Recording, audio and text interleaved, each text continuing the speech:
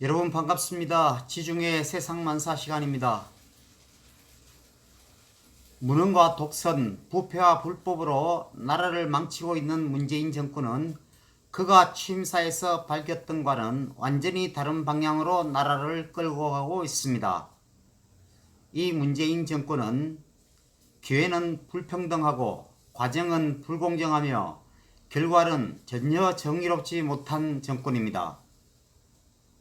그럼에도 불구하고 몽매한 대깨문들은 아직도 악의 구렁텅이에서 벗어나지 못하고 대한민국을 망치고 있는 이 문재인 정권에 힘을 보태고 있습니다.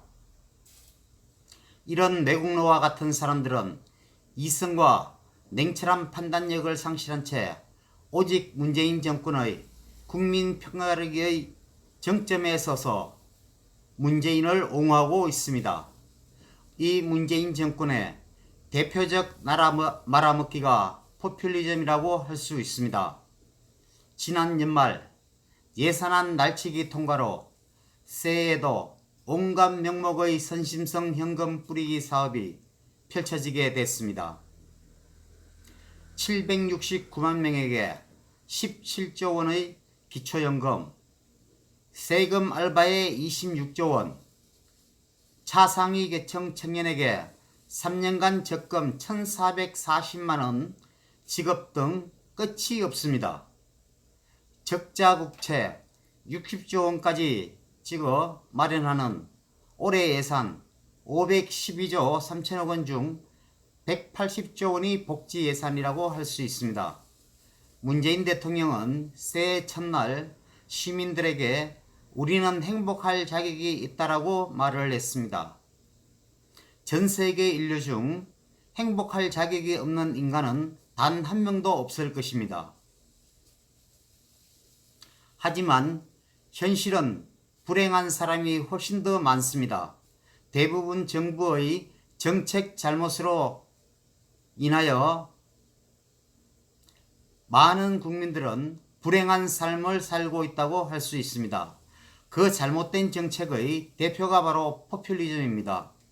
한국 역대 대통령 중 문재인 대통령 같은 포퓰리스트는 애초에 없었습니다.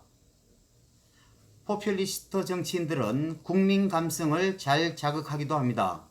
베네수엘라 차베스는 문재인과 똑같은 포퓰리스트로 결국은 베네수엘라 국민들이 쓰레기통을 뒤지고 수백만 명이 베네수엘라를 탈출하는 나라로 만들어 버렸습니다.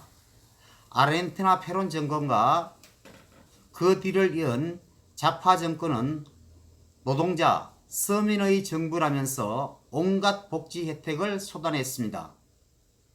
그리스형 포퓰리즘 정치의 원조인 파판드레우는 국민이 원하는 것은 다 주라라는 말을 남겼습니다. 지금까지 지구상에 탄생했던 모든 포퓰리즘 정권은 단기적으로 대중의 열광적 지지를 받아냈습니다. 하지만 결국은 나라를 망하는 길로 이끌었습니다.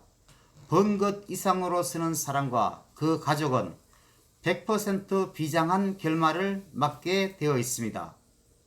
복지 정책은 반드시 필요한 정책입니다. 그러나 복지 대상자와 규모, 확대 속도가 감당할 수 있는 정도를 넘어서면 포퓰리즘이 된다라고 우리는 알고 있습니다. 그런 점에서 정부의 지난 2년 반은 그 전체가 포퓰리즘이었다고 해도 과언이 아닙니다. 급격한 최저임금 인상, 재정 능력을 초과하는 의료보장 확대, 용돈 주는 세금 알바, 갑작스러운 무상교육, 근로장려금 확대, 세계에서 가장 과격한 주 52시간제 등 인기 정책이 숨가쁘게 대한민국에서 펼쳐졌습니다. 심지어 타당성 조사 면제라는 상식박 편법으로 지역 민원 사업을 대거 해결해 주기도 했습니다. 반면에 타다처럼 규제 개혁이나 노동 개혁은 전혀 손도 대지 않았습니다. 아무리 나라에 해가 되고 해가 돼도 표만 된다면 하고 나라에 이득이 돼도 표가 안 되면 하지 않는 정권이 이 문재인 정권입니다. 정치 포퓰리즘의 목적은 국민을 위한 것이 아닙니다. 정권의 선거 승리를 위한 것이라고 할 수가 있습니다.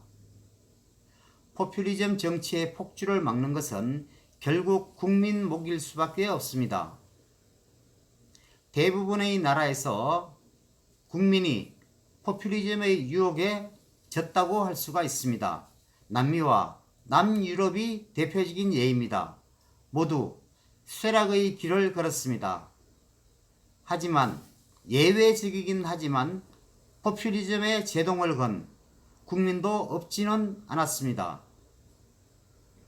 스위스 국민은 모든 승인에게 매달 약 300만원씩 기본소득을 주자는 제안을 국민투표에서 압도적 반대로 부결을 시켰습니다. 노조단체까지 거기에는 반대를 했으며 그 이유가 여러 가지도 있었겠지만 그 바탕엔 땀 흘리지 않으면 스위스의 미래가 없다는 공감대가 퍼져 있었기 때문입니다. 노르웨이 국민은 북해 유전 수익금으로 조성한 국부펀드에 손대지 않기로 약속하고 미래 세대를 위해 비축하고 있습니다. 적립금 1조 달러의 세계 최대 국부펀드가 됐습니다.